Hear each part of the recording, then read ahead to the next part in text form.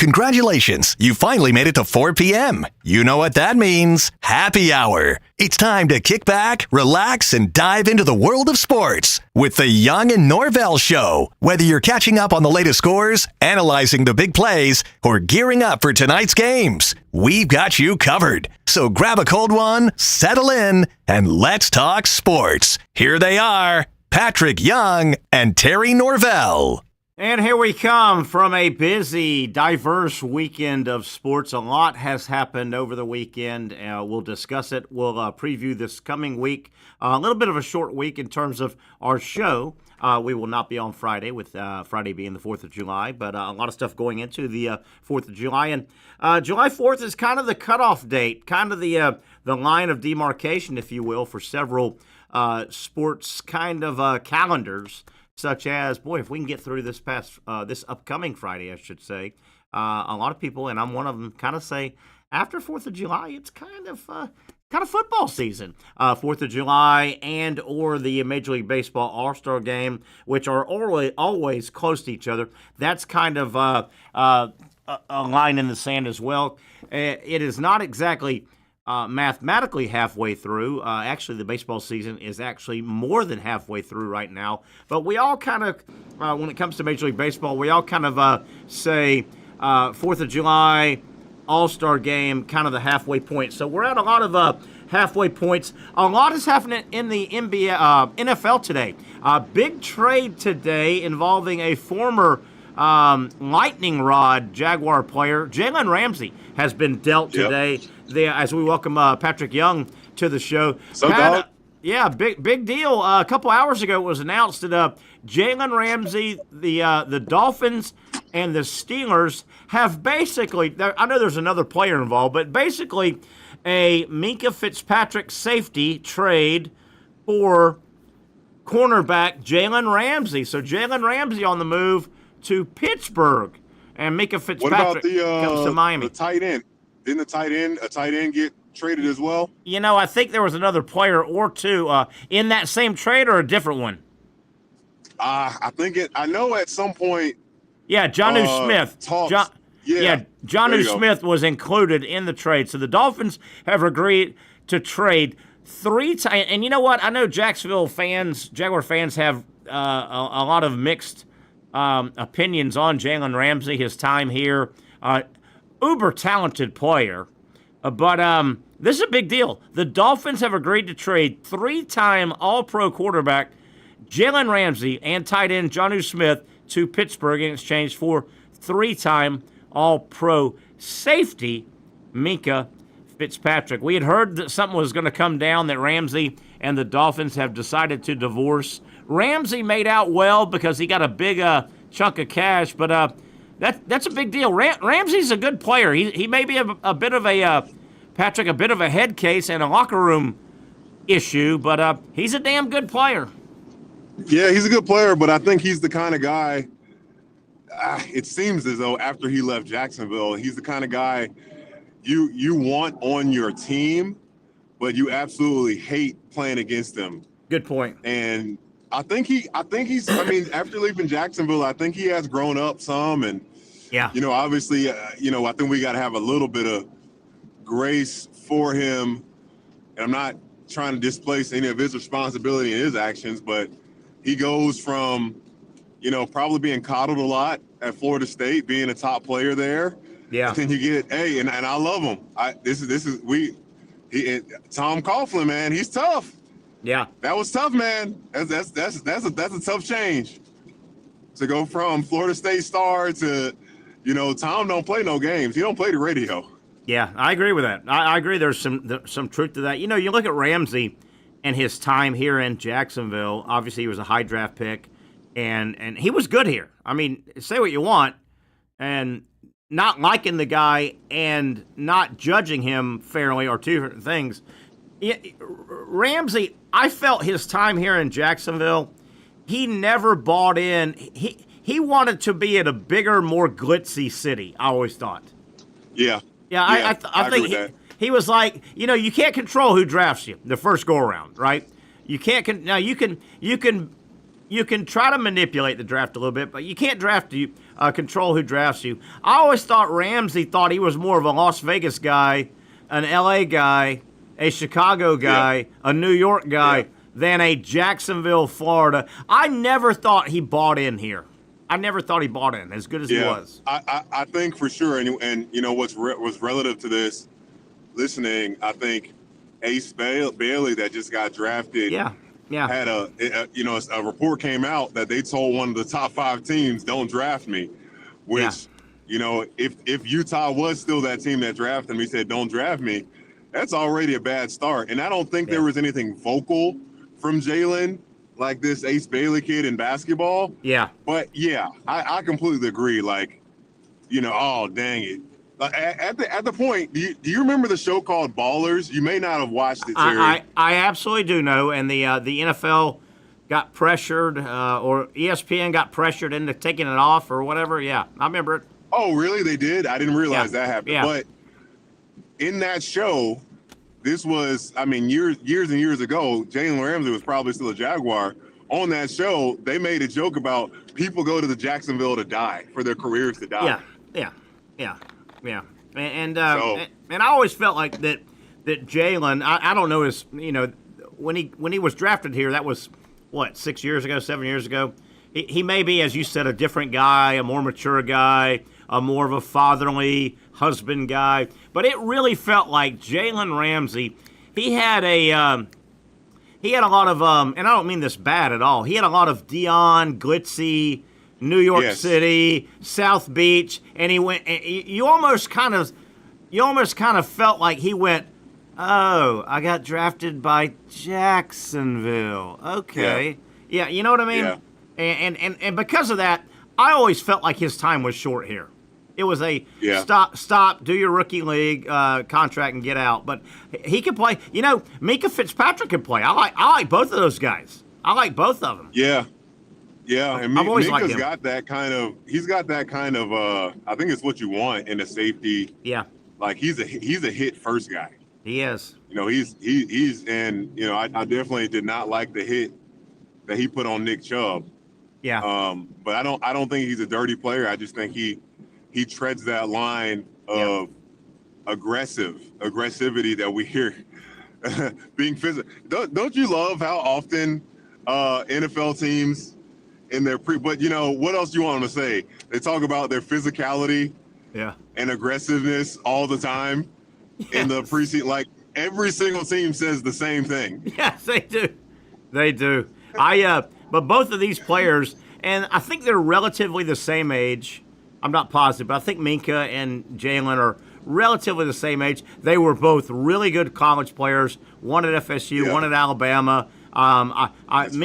Minka Fitzpatrick at Alabama and in the NFL, he just makes plays. Man, he just makes plays, doesn't he? He just freaking makes plays. Same with Jalen Ramsey. Say what you want. Jalen Ramsey is a good NFL football safety cornerback. He's a really good player. He can really play, and so I know. And I sorry to interrupt you, Terry, but I know Jaguars fans and his teammates this past year when BTJ Brian Thompson Jr. was, you know, giving a little trash talk to Jalen Ramsey. I know everybody liked that a little bit. Yeah, definitely. Boy, I think I saw Ramsey that he's 30 years old already. Man, that goes quick. 30. Wow, goes quick. That goes quick, doesn't it? Isn't that something? Isn't that something? Would you say he's still in his prime or he's on the prime decline? I would say he's on his first year or two of declining, but his level of play, I think, is still high. I think he's still a really upper echelon cornerback. Yeah. If he dropped from a 94, he's a 93 or a 92. Yeah. You know, that's Yeah, boy, he can play. He's athletic. You know, he's flamboyant. How is Von Miller still playing football? Like, goodness gracious. Isn't that guy like 40? Unbelievable, isn't it? Unbelievable. Von Miller. Got a lot of sacks under the that guy's got a lot of sacks under his name, doesn't he? Yes, he does. He was unbelievable in Denver. Hey, Pat, if you got a second here, how did your event go Sunday? I know a pretty good turnout, I heard. Talk about it. Yeah, well, first thing I'm happy that the event did not go as expected in terms of, we have 50 time slots for the 9 a.m. right and for the 11 a.m. And we got about 20 people in both sessions, and it was the perfect size. Able to connect with everyone that came. Wow. Make sure they got registered in really easily. I was able to interact with both groups while working out really well, because I wasn't going to be there just to watch everybody work. That wasn't going to happen. Yeah, sure. It went perfectly, and then, we get that final tally, which is the most important thing. We raised a little bit over $36,000 for this whole month. How about that? That's great. And that'll go to your foundation, which will go to people in need, which will improve people's lives. So talk about what the event was. I'm glad you said that first.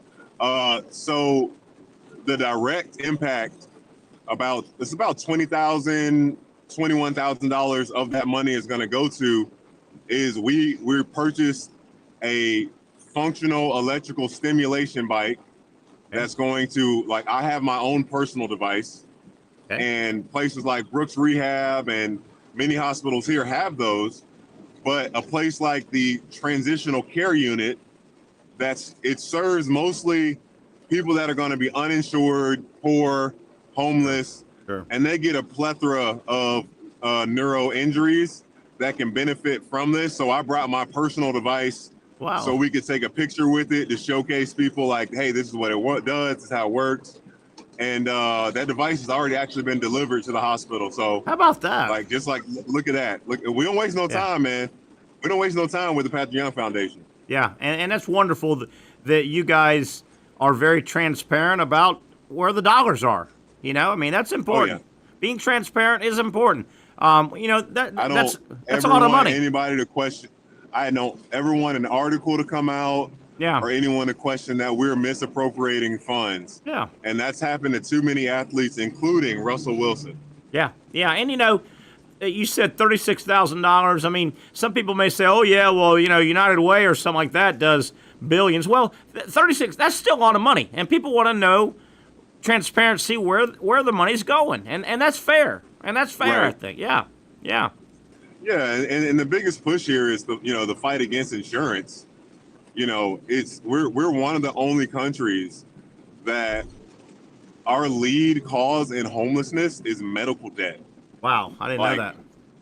And and some of the things they're super expensive, and then some things are ridiculous that you're like, oh my gosh, insurance company, you're not going to pay $70 to get this person a shower chair so they can bathe at home. Yeah. Some stuff it's just head scratching, Terry, Yes, I bet it is. Hey, I don't want to put you on the spot, but do you have much of a calendar for the PY Foundation heading in late summer, fall, winter kind of stuff? Do you guys know? Great. No, you're not catching me off guard. Okay. We have a date, which I won't reveal yet. Okay. For the golf tournament, it's coming up in the fall. It is going to be at Southampton. Okay. That's been our biggest fundraiser, but I think next year, Rep the Rise for next year. I think that's going to be our leading fundraiser for this foundation. Okay. But got plans for there's a pizza company, I don't know the name, but we're going to be at Brewhound with this pizza company at some time. Nice. Probably in the early fall, and they raised $3,000 to $5,000 for foundations at events where they're making these pizzas, and they must be doing them in a special way. But then, actually, today I'm working on our planning for these next 12 months. So, nice. I really would like to, we purchased that vehicle. We're gonna start paying for driving evaluations for people, right. And then I met with the caseworkers at a few hospitals here. They helped me compile an Amazon wish list of essential items for spinal cord injury patients. Sure. So you want even more transparency, folks? We're going to have that list at some point put on the website. Nice. So you literally can just say, all right, I want to buy that item. That's where my money is going. Yes. And once that device is sent to me, I will go and verify, if the person lets me take a picture with them, but I will go and deliver those items. So nice, really cool way of just keeping things going. Nice, really, really nice. We'll look forward to all that coming up. Midsummer, late summer, fall and winter. It'll be here before you know it. Pat, I hope you can hang around another segment. I got you, brother. I would like to get into. I know we're a year away from next year's NBA draft, but some interesting names on a early 2026 NBA draft, and some Gator movement. I'll tease you that. We'll come back and talk about that. I know the NBA draft is right here, but it's interesting. It is really interesting, and we'll also talk about. I thought Cooper Flagg had a unique quote. I want to bring it up and see if I read too much into it with you. We'll talk about that and a whole lot more. He's Patrick Young. I'm Terry Norvelle. A long way to go here on a Monday edition. Brent Beard joins us at 5 o'clock. A lot of college to get to, but we'll talk with Patrick Young on the other side right here on the Young and Norvelle Show. You really got to hand it to him. Hold on. The previous play is under further review.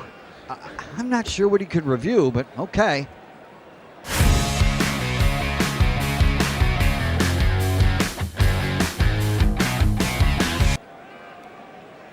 Sure has been a while. Dynamic Hurricane Grill and Wings for the football season.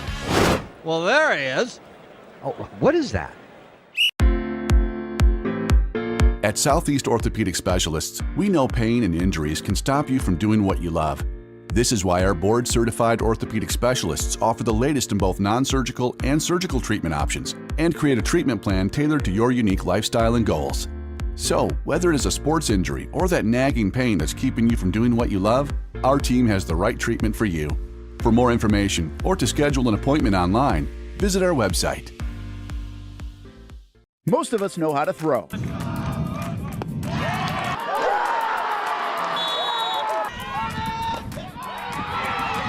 But you need to know what to throw. I'm not talking about footballs, baseballs, softballs. We're talking about those items you need to recycle. Republic Services explains it easy. Recycling simplified. 1. Know what to throw. When in doubt, throw it out. 2. Empty, clean, and dry those materials. It takes an extra minute, but it makes a big difference. And 3. Don't bag it. This makes the recycling process faster and more efficient. This is a look at the Republic Services North Florida Recycling Center. You can make this process even more efficient. By utilizing those 3 steps, Republic Services can help you become a better recycler in your home. Learn more at recyclingsimplified.com. Finally, a family atmosphere, kid-friendly restaurant with a real sports bar feel. Bricks Jack's Beach features all of that and a large, climate-controlled covered patio with misting fans and heaters for all seasons. Mix in an extremely diverse menu that features the most quality and affordable steak at the beach, and there's no reason not to enjoy your next lunch, dinner, happy hour, or big sporting event at Bricks Jack's Beach, 300 2nd Street North in Jacksonville Beach. See you at Bricks Jack's Beach. Baker's Sports. It's a hometown business filled with hometown people trying to make you feel right at home. Chris Conley, Jacksonville University. Walker Wright, class of 2018, West Nassau High School. Michael Young, Fletcher High School. Baker's Sports started in a grassroots way and now outfits much of the Southeast. Will Olive, Mandarin High School. Go Stangs. High school sports, travel sports, youth sports of all kinds. They are a one-stop shop carrying Nike, Adidas, Under Armour brands, and more. Vincent Caldes, Oak Leaf High School. Tony Mazzio, Sandalwood High School, class of 2002. Samuel Coffrin, Paxton School for Advanced Studies. Whether it's sports teams on the field or it's your team in the workplace, like our Action Sports Shacks team, and community events like the Dream 18 Golf Tournament, and many others. Cole Tilley, Hilliard High School. Reagan Webb, Eagles View Academy. Look good, feel good, play good with Baker Sports. Custom sports apparel since 1997. Shop with the hometown team at bakersport.com. The rhythm of my heart is beating like a drum, with We Are Martyr rolling off our tongues. Never will we roam, for we know our place is home. Where the ocean meets the skies, we be sailing. Where the ocean meets the skies, we be sailing.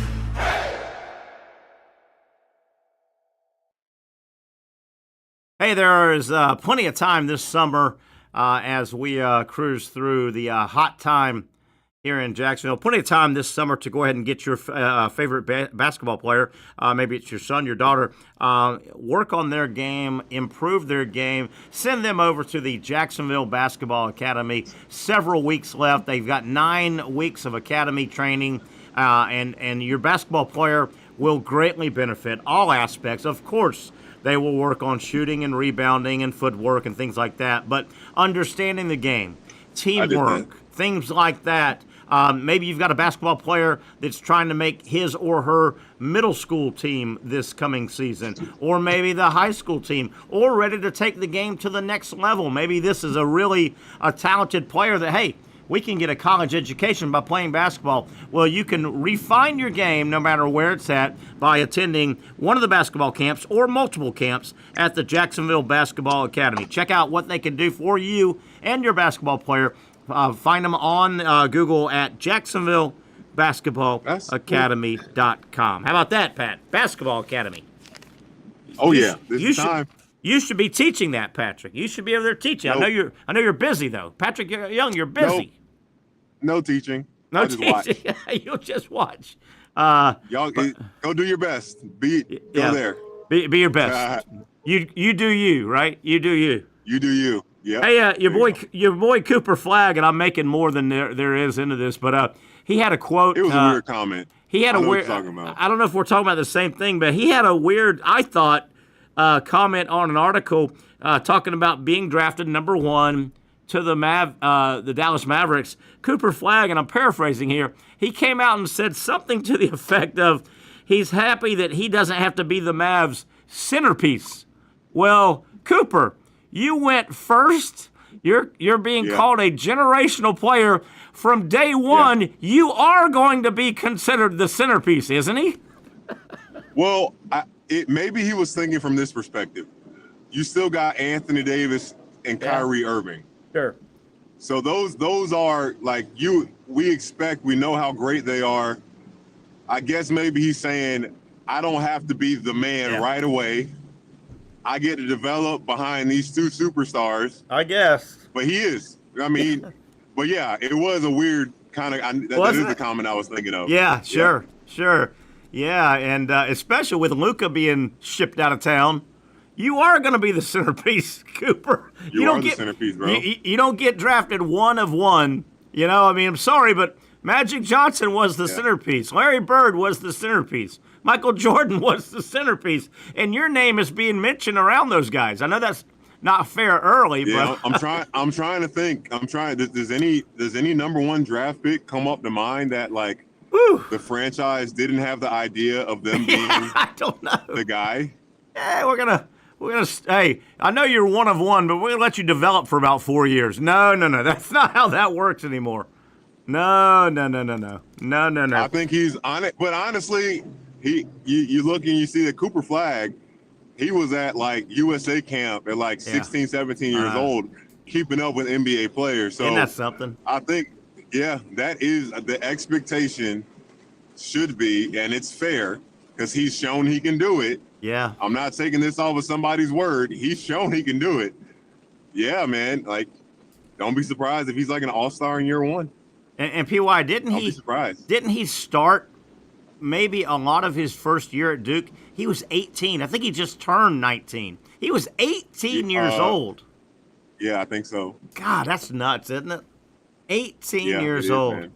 Man, I was happy to be making my varsity baseball team in high school at 18. He's playing for the Duke Blue Devils, who ascended to be number 1 most of the regular season. They did.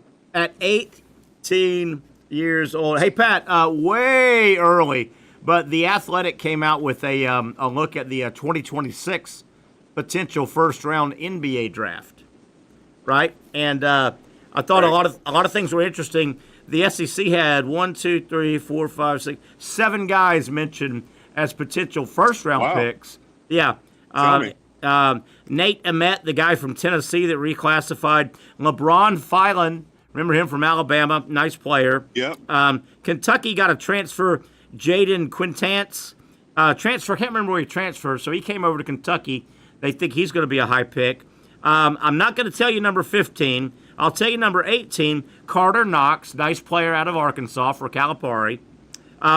Number 21 in the first round projected, Tashard Pettiford. I think we both everybody loves Pettiford, the Auburn he's great, man. Oh, he's so good. What an athlete, isn't he? Great athlete. Yeah, great. And he gets, man, silky smooth point guard. Silky smooth. I thought he might go. He looked at going out early. And so did Filan from Alabama. The two guys I didn't want to mention, number 15 and number 29. How about this? And here's the surprise, but I can understand it now.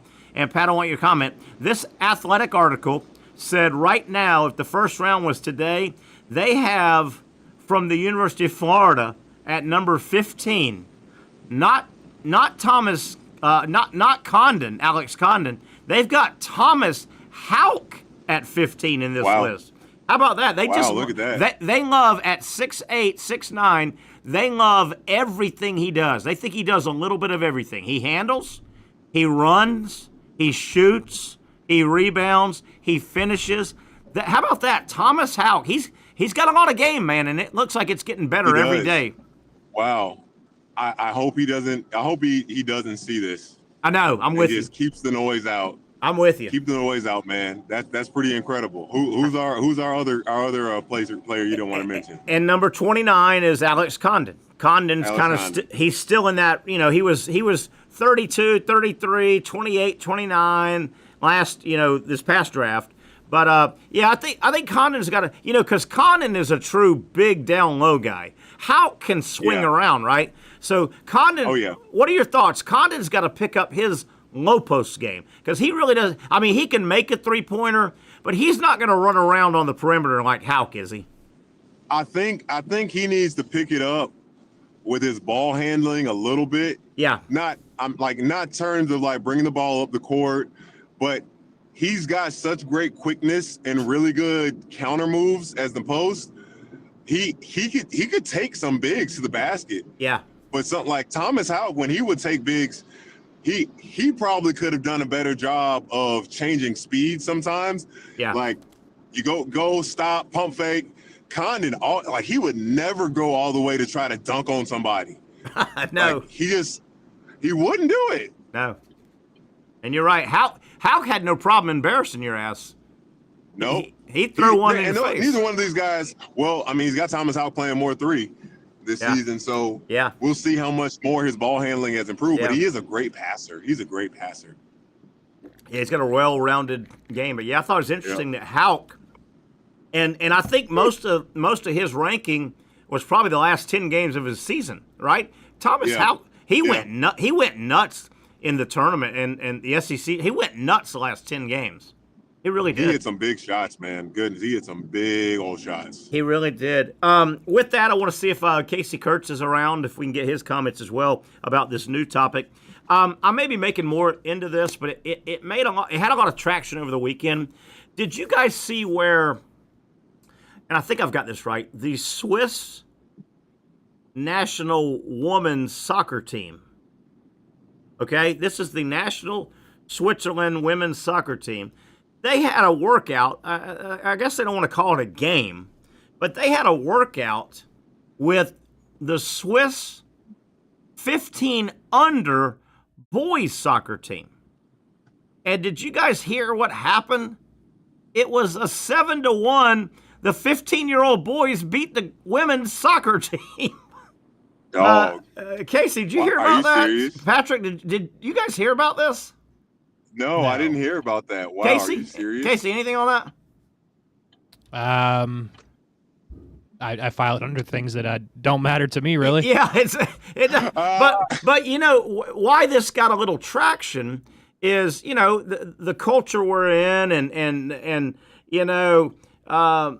maybe what sex is playing against what sex and fair payment and WNBA, do they deserve more pay? Well, it is a little timely, and the word is the women's soccer team for Switzerland said, well, it wasn't a game. It's just a workout. We do it all the time. We're just trying to work on things. We didn't really take it serious. Patrick, I thought it was kind of run it back. A bad time. A bad time for that to make the news. I think in that context. I'll be like, run it. Everybody's like, run it back. Do it again. Yeah, and I jumped on this morning. I jumped on this morning and watched some of the highlights. And I don't know a lot about soccer, but it was like 5-0, 5-0, 7-1 was the final, and the 15 and it was under 15-year-old boys. So it was 14-year-old boys beat the snot out of a national soccer team from Switzerland, who, by the way, they're like ranked 29th in the world, and they're going to the Euros and this and that. Yeah, in this climate, I didn't think it wasn't a good time for that to make the news. I didn't think, Well, I don't think it would be unheard of to hear like a 16-year-old AAU basketball team, like one of those really good, of beating a women's I don't, because look, I'm talking with those teams. I'm talking about size, athleticism, and ability, and I think that might be the point where men's athleticism could really get, really tricky for women to. I mean, I don't know who the worst team in the WNBA is right now, but we had this conversation kind of with when Alabama was going so well, and who was it that stunk it up? Was it the Dolphins or the Lions? I can't remember. When people were saying that Alabama was so good, they could beat the worst NFL team. It was the Lions. I think it might have been the Lions. Yeah. And everyone's like, "No, there's no chance." But that's kind of where this is at. We've had a lot of talk in the last couple of years. Well, and particularly with the WNBA, fair payment, and you're like, well, wait a minute. When you watch the WNBA, I'm not so sure their talent level is anything higher than about a 13-year-old boy, And for this to come out, it was I think it was bad timing for the women's side. Well, look too, and I hope if someone's hearing this again, Cooper Flagg was 16 years old, keeping up with NBA players, and I think the argument, it seems like the big push here, and I listened to a really good podcast, the head coach of UCLA women's basketball. She's like, women's sports growing is not supposed to be at the detriment of men's sports growing. Good point. We want women's sports to continue to grow as does the men's. Like, can we not appreciate and love them both? Yeah. And at the end of the day, again, people vote with their eyes and their time. And that's their why wallet. all the big money goes to the NFL. Yeah. And their wallet. I've said for a long time. Wallets. I've said for a long time along the lines of what you just said, that the biggest issue, the biggest hurdle that women's sports has to cross to start with is women don't watch women's sports. Why should men have to Not care? enough. Until women care about women's sports, why should it be the onus of men to carry women's sports? You see what I'm saying there? Are there not more women in existence? I think there are. Yeah, I think there are. Right? Yeah, I say it all the time though. Until you are at work around the water cooler, the proverbial water cooler, and for women's sports to really catch on, you've got to hear women talking about women's sports around the water cooler, if you know what I mean. If you know the analogy. You got to... Yeah, great point. Great point. Until women start watching women's sports, I think that's the biggest hurdle. And your point about that podcast you listened to was a good one. Those guys going... what you said about the men, I thought that was a really interesting point, though. But I just thought it was bad timing for women's sports in general for that to come out, because it got a lot of publicity. People go, wait a minute, we always thought 14-year-old boys could play basketball or soccer and probably handle grown professional women. Well, here's here's an example where you saw it. You saw it. So yeah, I don't know. I got a really, if you don't mind. Go ahead. Can you hear me, Walter? I got an interesting story, really interesting story from that podcast I listened to today, and I'll send it over to you. Really interesting from the coach's perspective. She talked about how they were in the NCAA tournament, right? And she had Corey Close is her name. She had 4 McDonald's All-Americans on her team, and she had, because there was a potential chance that the ruling that was just made at that time, there was a potential chance that ruling would have been made. Like, she's in the NCAA tournament, and she's got to talk to all these players about contracts, and she has the Duke media and it's a weird way that she put it, because I'm like, why would everybody see? But maybe she actually meant, players were seeing that everybody was getting a raise, Terry. Yeah, right. So when she had to have this meeting, I think she must have done it at an individual level. And some players were just so disappointed with their value at that time. Wow. And just talked about how different, like, you have no control over that. Yeah. And that's going to be a reason for cheering. And obviously, all 4 of those girls transferred out. Oh, and really? None of it was none of, and they went to the Final Four. They went to the first Final Four in school history. Like, from the outside looking in, it was excellent. But the brainwashing almost from NIL had, she lost pretty much a great part of her team. Wow. Really interesting. Overseas. Very interesting. Yeah, definitely. All right, Pat, are you getting out of the truck? It sounds like the coach, Terry. Yeah. No, I've been able to. I've been able to stop. So it's actually better. It's been raining a little bit today. Yeah, man, it looked like it was coming down a minute ago when we had our shot there. All right, let's take another break. We'll come back. I've got some sports history we want to get to. We'll try to get some Major League news and notes. Okay. What a weird weekend for Major League Baseball. Man, there were a bunch of blowouts and a bunch of shutouts. We'll look at that. That and a whole lot more will build up to wrap up hour number 1. Brent Beard joins us hour number 2 right here on the Young and Norvelle Show on Action Sports Jacks.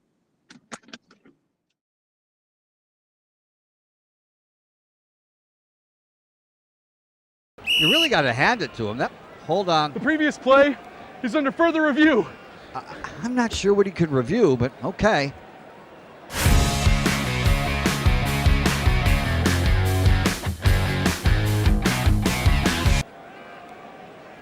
Sure has been a while.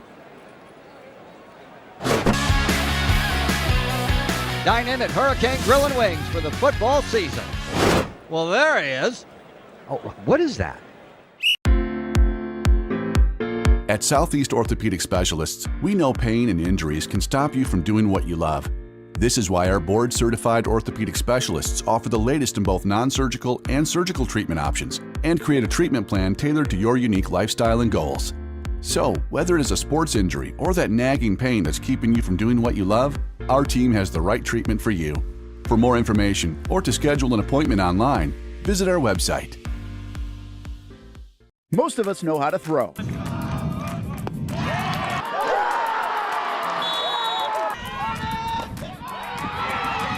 But you need to know what to throw. I'm not talking about footballs, baseballs, softballs. We're talking about those items you need to recycle. Republic Services explains it easy. Recycling simplified. 1. Know what to throw. When in doubt, throw it out. 2. Empty, clean, and dry those materials. It takes an extra minute, but it makes a big difference. And 3. Don't bag it. This makes the recycling process faster and more efficient. This is a look at the Republic Services North Florida Recycling Center. You can make this process even more efficient. By utilizing those 3 steps, Republic Services can help you become a better recycler in your home. Learn more at recyclingsimplified.com. Finally, a family atmosphere, kid-friendly restaurant with a real sports bar feel. Bricks Jack's Beach features all of that and a large, climate-controlled covered patio with misting fans and heaters for all seasons. Mix in an extremely diverse menu that features the most quality and affordable steak at the beach, and there's no reason not to enjoy your next lunch, dinner, happy hour, or big sporting event at Bricks Jack's Beach, 300 2nd Street North in Jacksonville Beach. See you at Bricks Jack's Beach. Baker's Sports. It's a hometown business filled with hometown people trying to make you feel right at home. Chris Conley, Jacksonville University. Walker Wright, class of 2018, West Nassau High School. Michael Young, Fletcher High School. Baker's Sports started in a grassroots way and now outfits much of the Southeast. Will Olive, Mandarin High School. Go Stangs. High school sports, travel sports, youth sports of all kinds. They are a one-stop shop carrying Nike, Adidas, Under Armour brands, and more. Vincent Caldes, Oakleaf High School. Tony Mazzio, Sandwood High School, class of 2002. Samuel Coffrin, Paxton School for Advanced Studies. Whether it's sports teams on the field or it's your team in the workplace, like our Action Sports Shacks team, and community events like the Dream 18 Golf Tournament, and many others. Cole Tilley, Hilliard High School. Reagan Webb, Eagles View Academy. Look good, feel good, play good with Baker Sports. Custom sports apparel since 1997. Shop with the hometown team at bakersport.com. The rhythm of my heart is beating like a drum, with we are murder rolling off our tongues. Never will we roam, for we know our place is down. Where the ocean meets the skies, we be sailing. Where the ocean meets the skies, we be sailing.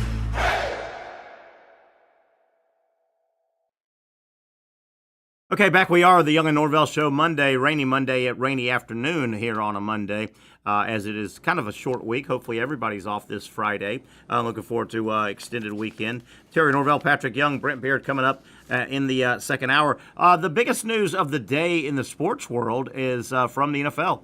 A big trade today, the Dolphins and the Steelers. The real principles, I think there are a couple other players, but the principles are the Dolphins send cornerback Jalen Ramsey to the Steelers, and the Steelers ship over safety Mika Fitzpatrick, a couple good players in the secondary.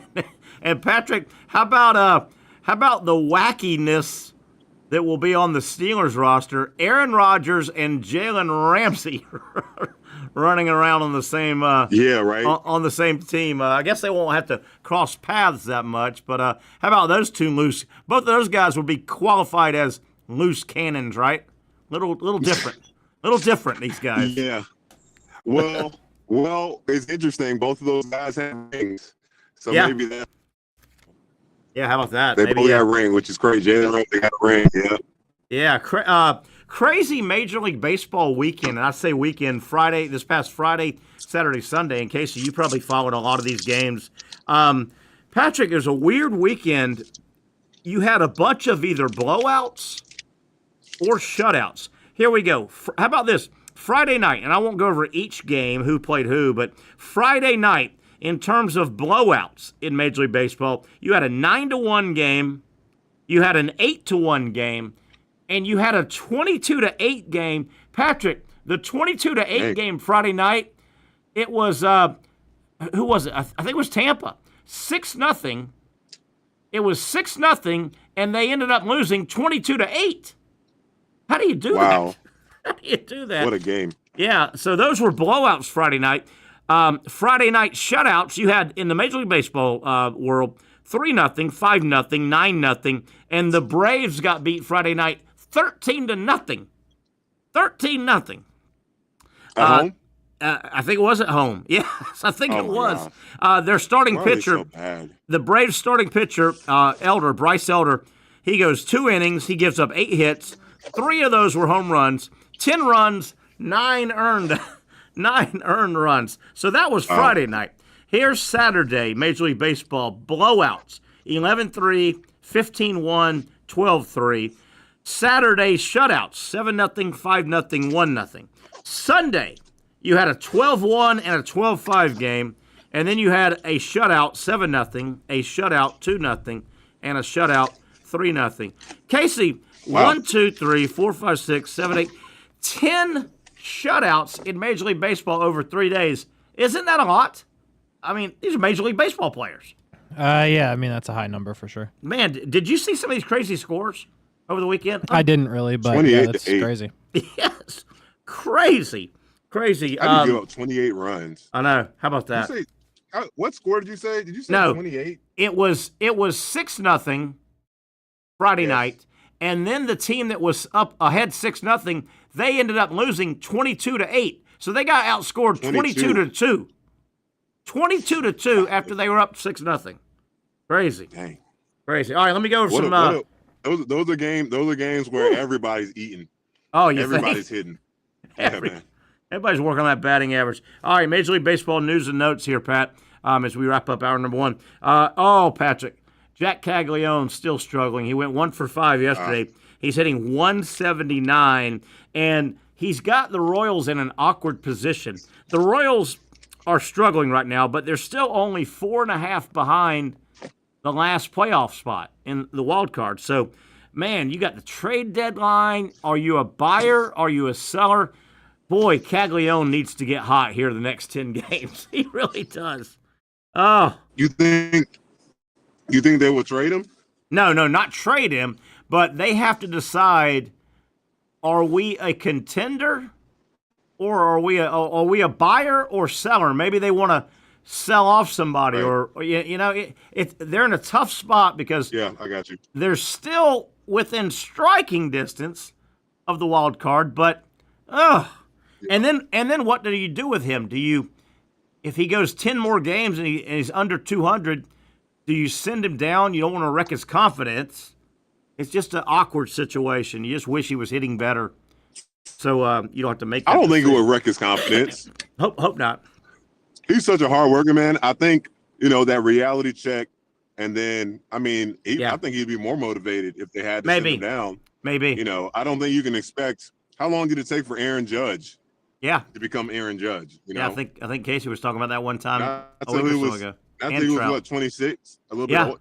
He was a late older, bloomer. Right? A little bit older later in their career. He was a late bloomer, I think. He definitely was. Major League Baseball news and notes. Don't look now. The Miami Marlins are on a 7-game winning streak. The Marlins, how about this? The Marlins are a half a game behind the Braves in the standings. The Braves are trying to, instead of going up, the Braves are trying to fight off going down. The Marlins have won 7 in a row. Boy, I tell you, I don't think anybody's playing better baseball than the Dodgers right now. They now have a 7-game lead in what I think is a tough division. They're up 7 games, and that NL West, I think we've all agreed it's a tough division. If the playoffs started right now, the Dodgers would be the only team in the playoffs from the NL West. It's weird. I think that's a good division. Wow. Are you serious? Wow. Yeah, San Diego and San Francisco would not make the playoffs right now. That's very fluid, though. That's going to change. How's Mike Trout and how the Angels, how have they been this year? I don't. Casey, you may know a little bit. I don't know without looking him up real quick how Trout has played. I think he's been healthy all year. Hadn't he played all year? Yeah, he's just been okay. Yeah, just average. Just okay. Just average. Boy, he's beat up and starting to get old. We talked about the trade deadline, and we talked about the Dodgers a moment ago, how well they're playing. Trade deadline comes up July 31st. You got to start thinking: are you trying to add or subtract? In a weird way, the Dodgers have already made a pitching trade.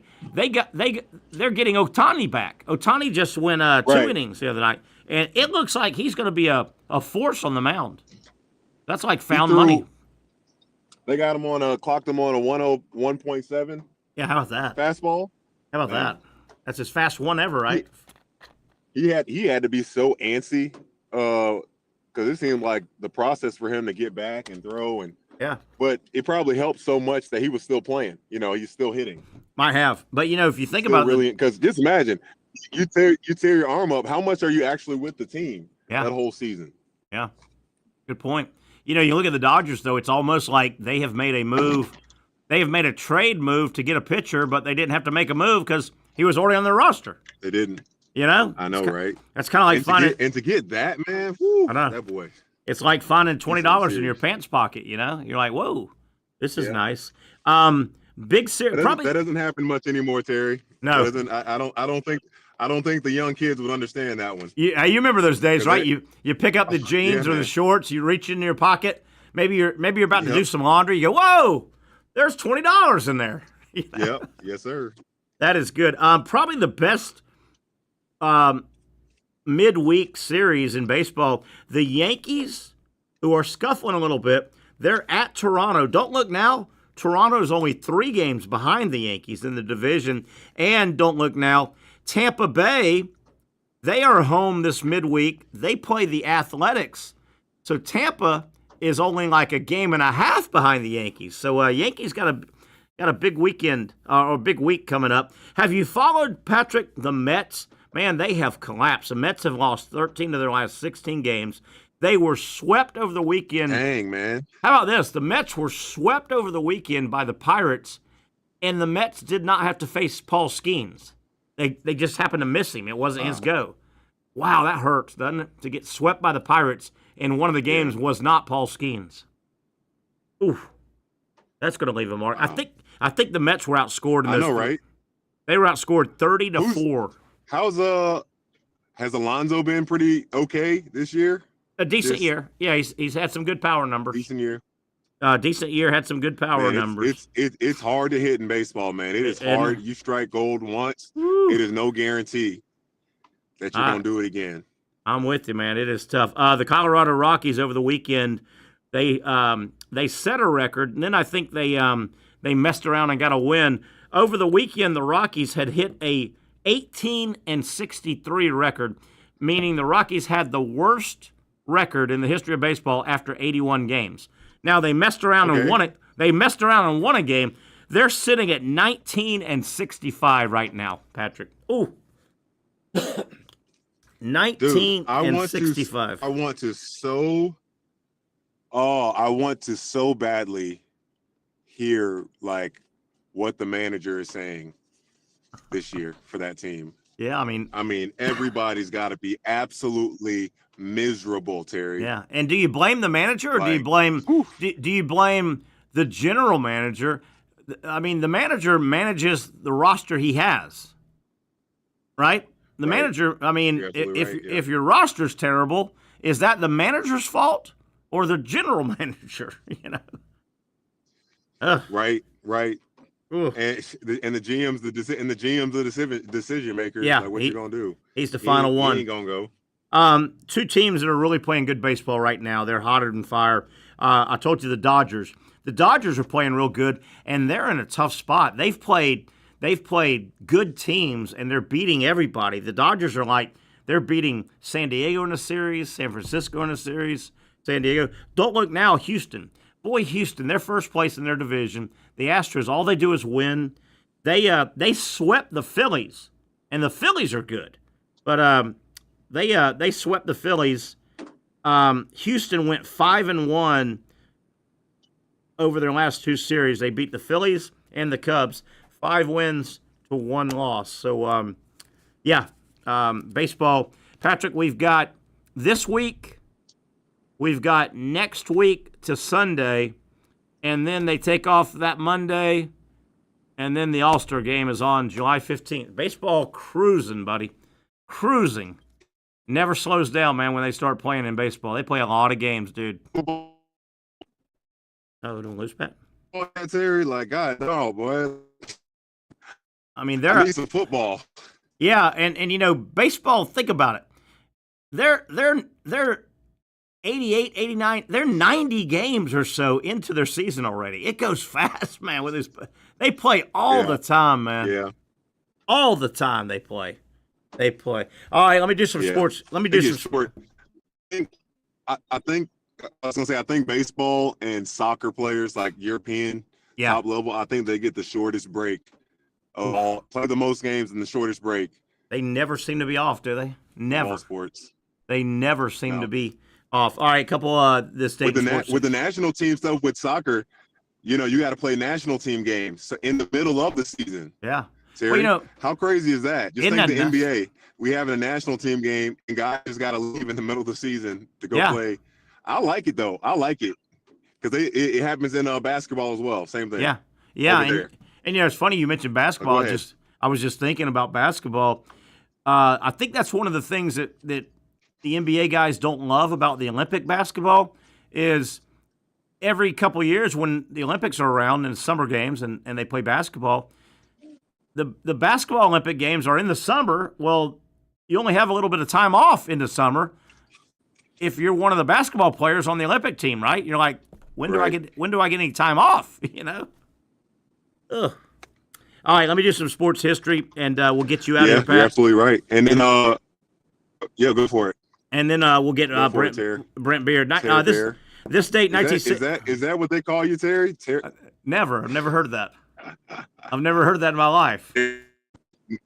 No, you never got taught Terry Barrett? Yeah, for sure. Never in my life. Never in my life. This date, sports history. Go ahead. Sorry, brother. 1965, Rankin Smith was awarded a NFL franchise, 1965, in Atlanta. Rankin Smith, the longtime owner, he was the president of the Life Insurance Company of Georgia. He bought the Atlanta Falcons in 1965 for $8.5 million. Hey, how about this one? This is done before. I don't know if this was the first time ever. Casey, you may know a little more on this. Obscure baseball stat. This date, 1967. The Phillies had a player by the name of Cookie Rojas, and playing for the Phillies this year, 1967, on this date, he took to the mound. He pitched a half inning. He played all 9 positions in that one game. That's pretty cool. It's been done before. I don't know if that was the first time. Did you get that, Pat? He played all 9 positions in one game. He pitched. He played pitch, third base, shortstop, second base. Yeah, he moved around every half inning. What in the world? How about that? That's pretty cool. The toughest one, I think, would be... That is pretty cool. Because Cookie Rojas, I remember the guy, I think he was a little infielder. And so in this game in 67, he played all 9 positions. I think the toughest would be when you have to catch. Would that be the toughest if you're not really a catcher?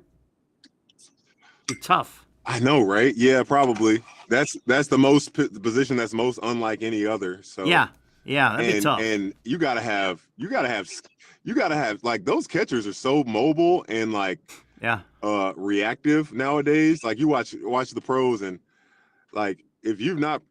Did you ever catch growing up at least once or something like that? No. Never even tried it? No, little infielder. I tried it once. But when you're young, Terry, not when you're like. No, not me. I can't believe you. I don't want baseball. You don't love baseball. You don't love baseball, Terry. That's Come on. Get that guy out of here. I tried it once, man, and it's hard. It gives you a great frame. You would have more empathy for catchers if you would have tried it at least once. And what about the Casey? Did you try it? Did you try catcher at least once in your life? I mean, yeah, when I was a kid, for sure. Yes, not me, man. That's all I'm asking, dude. That's all I'm asking. I was 4'0". They didn't put me behind they wouldn't see me back there squatting down. Isn't that the perfect height? I guess. Yeah, I could have stood up. Hey, that gear's too hot too, man. That gear would be. Oh, can you imagine Legion ball? Yeah, man. On a 104-degree day, and you got catcher's gear on. Ooh, what are they? You're squatted like that. Well, Patrick, you may not know this. Casey does. They call the catcher's gear the tools of ignorance. What? The catcher's gear has been called over the years the tool. Who wants to catch? You're getting a ball thrown at you 100 miles an hour. They're being fouled off. They're hitting you all over. That's right. They're hot. The gear's hot. It's called the Casey, you've heard that, right? The tools of ignorance. I've never heard that. Yeah, the catcher's gear is considered. It makes so much sense. It really does. You know? Now, that's pretty tough when Who would want to do that? Yeah. That's kind of what it's saying, yeah. That's kind of like linemen in football. Or a goalie in hockey. You are in the position, absolutely. You're in a position that is getting full contact. Yeah. Every single rep. You don't get no plays off. So, hey, hockey goalie, what's your job tonight? Oh, I'm going to stand in that net thing right there, and guys are going to shoot hockey pucks at me, probably about 60 of them during the game, 150 miles an hour. Yeah, they're going to aiming right at my head, my throat, my knee. Okay, when you put it that way, Terry, your parents they were looking out for you. Yeah, you exactly. did the right thing. Exactly. Yeah, I never heard that, but that makes so much sense. So Hey, you actually converted me. What if your mom's dropping you off? You're like a 9-year-old baseball player, and you're having your tryouts. It's first practice. Practice is over. Coach is talking to each parent. Hey, little Johnny, we think he's going to be a good little pitcher. Little Steve, we're going to put him at first base. Y'all might want to go buy him a first baseman's mitt. Little Joey's going to be center field. You might want to go buy him some flip down shade so he can catch the ball. Hey, Mama Young, your kid, you might want to go buy some tools of ignorance for your kid. Right. How does that work? You make a great point though, Terry. Like how? What are you trying to tell me about every kids? Moms are obviously aware of this. Like no mom is going to think, yeah, I'm going to put my child in that position. Yes. Do the volunteer coaches, do they just go ahead and bite the bullet and buy the catcher's gear? I don't know. Preemptively? I think you got to. What mom is going to say, yes, little Terry. Yeah. I think you should be the catcher. It's your first time playing baseball. And we got to go buy $150 gear in addition to that too. The registration. Right. And, and the glove and the cleats. We think your kid's going to play. Do you have any of your pictures of you playing baseball back in the day? Not JU, like before that. I don't really have any of that stuff. No. Over the years, man. I've never been a saver or anything like that. I don't have pictures like that. I don't have any. I've got one or two at JU.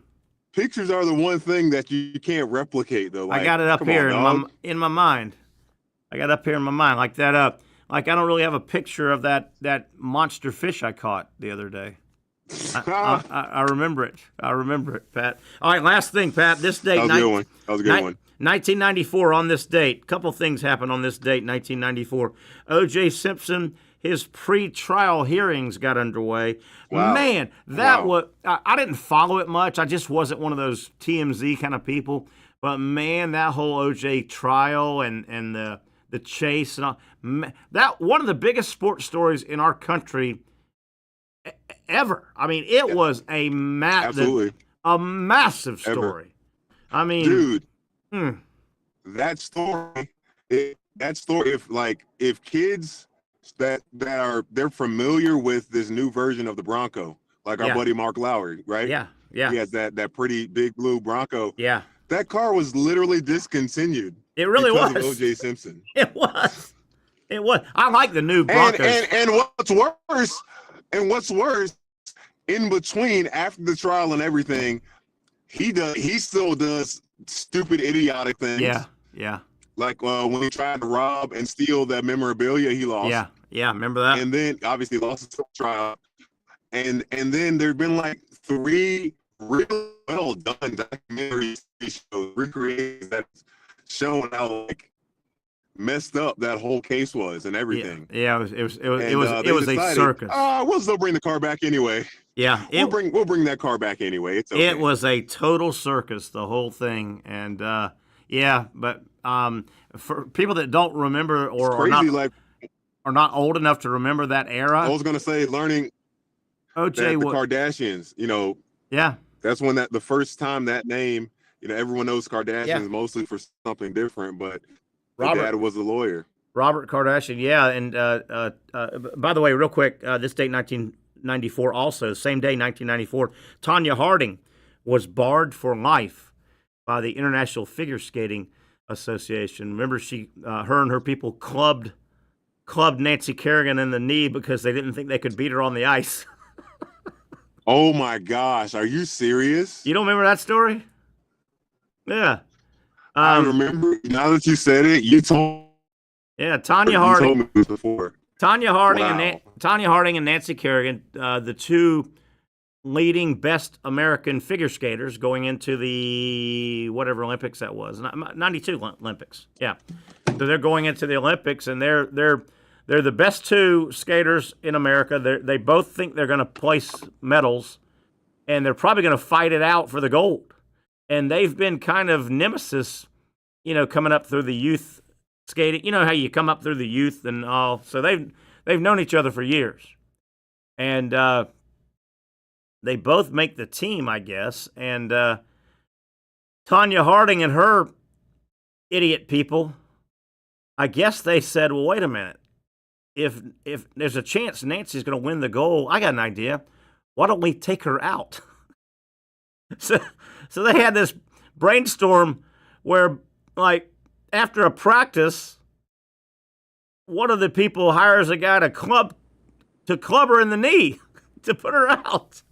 And, of course, it got tracked back to Harding and her people. And, it was a mess. Unbelievable. It was a mess. Let me go back real quick before we take a break and Brent Beard will come on. Pat, we've talked about this before, but obviously my age, I lived through the OJ stuff. What made the OJ stuff obviously he was charged and I guess exonerated for a double murder, right? There were two people died, yes. Okay, which is terrible. But you got to understand, at that moment in time, in the 90s, early 90s, OJ Simpson was an absolute mega beloved star in this country. Yeah, he was a great football player, Heisman Trophy winner, Southern Cal, a good-looking man, first guy to ever rush for 2,000 yards in 14 games. He's arguably the 5 best running backs ever to play in the NFL. He finishes playing. He gets into Hollywood. He becomes a pitch man for a million things. He was in a bunch of movies. He was on Monday Night Football. He was just this good-looking. Everybody loved O.J. Simpson. Everybody.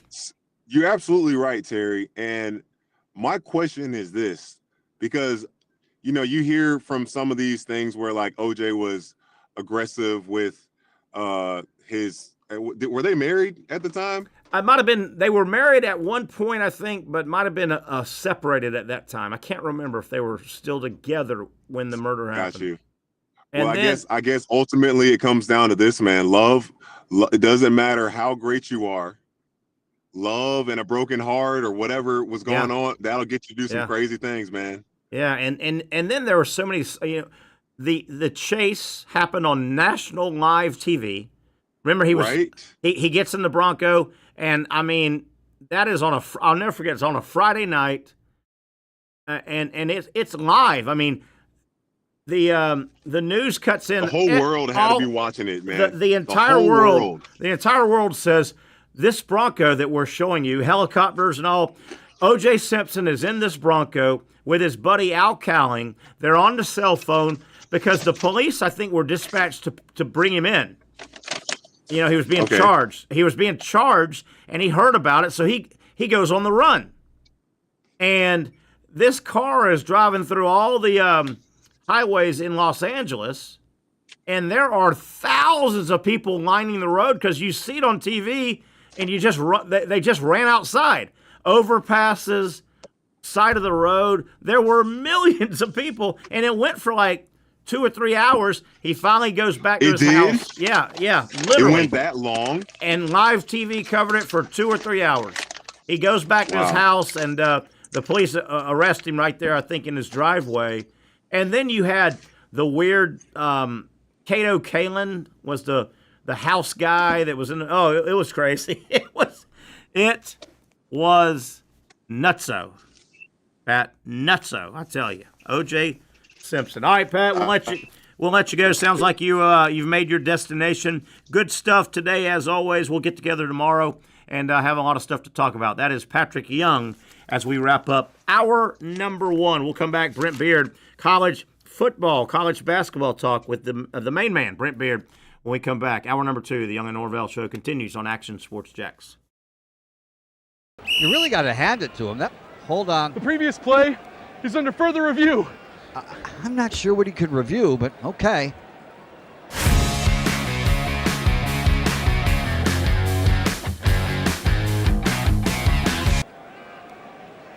Sure has been a while. Dine in at Hurricane Grill and Wings for the football season. Well, there he is. Oh, what is that? At Southeast Orthopedic Specialists, we know pain and injuries can stop you from doing what you love. This is why our board-certified orthopedic specialists offer the latest in both non-surgical and surgical treatment options and create a treatment plan tailored to your unique lifestyle and goals.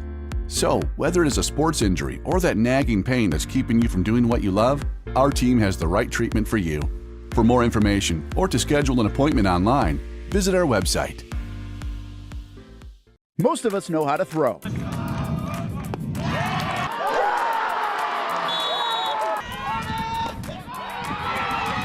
But you need to know what to throw. I'm not talking about footballs, baseballs, softballs. We're talking about those items you need to recycle. Republic Services explains it easy. Recycling simplified. 1. Know what to throw. When in doubt, throw it out. 2. Empty, clean, and dry those materials. It takes an extra minute, but it makes a big difference. And 3. Don't bag it. This makes the recycling process faster and more efficient. This is a look at the Republic Services North Florida Recycling Center. You can make this process even more efficient. By utilizing those 3 steps, Republic Services can help you become a better recycler in your home. Learn more at recyclingsimplified.com. Finally, a family atmosphere, kid-friendly restaurant with a real sports bar feel. Bricks Jack's Beach features all of that and a large, climate-controlled covered patio with misting fans and heaters for all seasons. Mix in an extremely diverse menu that features the most quality and affordable steak at the beach, and there's no reason not to enjoy your next lunch, dinner, happy hour, or big sporting event at Bricks Jack's Beach, 300 2nd Street North in Jacksonville Beach. See you at Bricks Jack's Beach. Baker's Sports. It's a hometown business filled with hometown people trying to make you feel right at home. Chris Conley, Jacksonville University. Walker Wright, class of 2018, West Nassau High School. Michael Young, Fletcher High School. Baker's Sports started in a grassroots way and now outfits much of the Southeast. Will Olive, Mandarin High School. Go Stangs. High school sports, travel sports, youth sports of all kinds. They are a one-stop shop carrying Nike, Adidas, Under Armour brands, and more. Vincent Caldes, Oakleaf High School. Tony Mazzio, Stanwood High School, class of 2002. Samuel Coffrin, Paxton School for Advanced Studies. Whether it's sports teams on the field or it's your team in the workplace, like our Action Sports Shacks team, and community events like the Dream 18 Golf Tournament, and many others. Cole Tilley, Hilliard High School. Reagan Webb, Eagles View Academy. Look good, feel good, play good with Baker Sports. Custom sports apparel since 1997. Shop with the hometown team at bakersport.com. The rhythm of my heart is beating like a drum, with We Are Martyr rolling off our tongues. Never will we roam, for we know our place is out. Where the ocean meets the skies, we be sailing. Where the ocean meets the skies, we be sailing.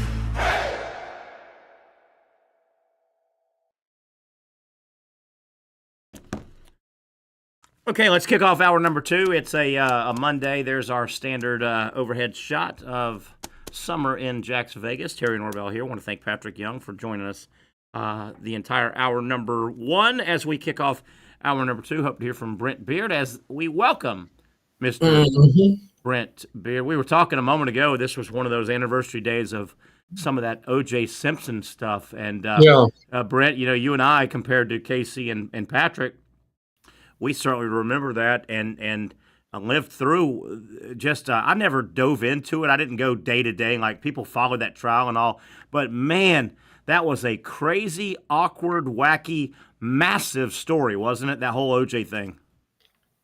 O.J. Simpson back then was as popular or more popular than Tiger Woods. He was big. Michael Jordan. Yeah.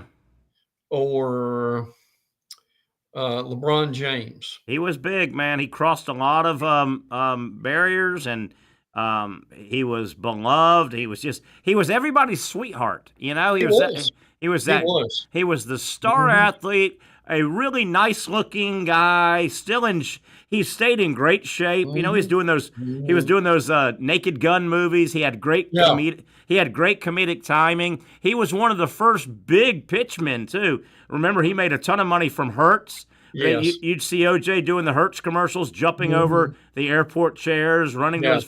I mean, he was beloved, and that how do you write that script? Where that thing went? You know, the shame of that is, if he had not been involved in the murders, you really wonder how popular OJ may have been. OJ would have been a generational. It really would have. Superstar in a lot of ways if that had not have happened. God, it was a big story. God, I got tired of it, but my God, it was a big story. We all got tired of it, but you know, the attorneys, the DAs, the judge, I mean, everybody except the court bailiff basically became became a celebrity after the trial was over. Judge Ito. How do I even know that name? Judge Ito. And you know, Pat brought up the Kardashian angle. You know, Robert Kardashian was one of the attorneys on the attorney team on OJ's side, right? Because he was a Southern Cal guy.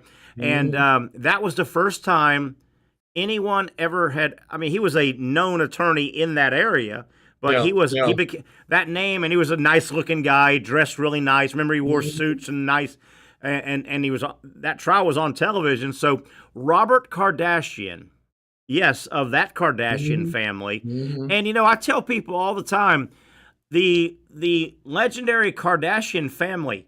All the daughters and the mother and the whole, even the Bruce Jenner stuff, but the Kardashians, all the empire that is now the Kardashians, all the money. Do you realize, had there not been a double murder, we would never have heard of the Kardashians? No, that's very true. I've often wondered if that family steps back ever in their quiet time and go, we are worth $200 million, basically. Because of a double murder. Had a double murder not happened, nobody would know who the Kardashians are. Yeah. Isn't that weird to look at it that way? Yeah. And I can't remember his last name, but Ron, the guy that was killed, Goldman, was involved with that. And you remember you had all these big name attorneys. Yeah, F. Lee Bailey was in there. F. Lee Bailey was in there. Johnny Cochran. Johnny Cochran. And now Terry, help me on this. What was the slogan? If the glove doesn't fit, you must acquit. Yeah, that and Cochran said something to that. You know, obviously they had bloody gloves that were supposedly worn by the murderer that were found on the premises. So those gloves get entered into evidence.